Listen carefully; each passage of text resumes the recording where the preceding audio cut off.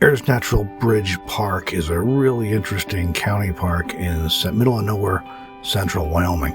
In addition to the natural bridge, of course, for which the park is named, there's also quite a few really interesting, fascinating, really boxelder trees.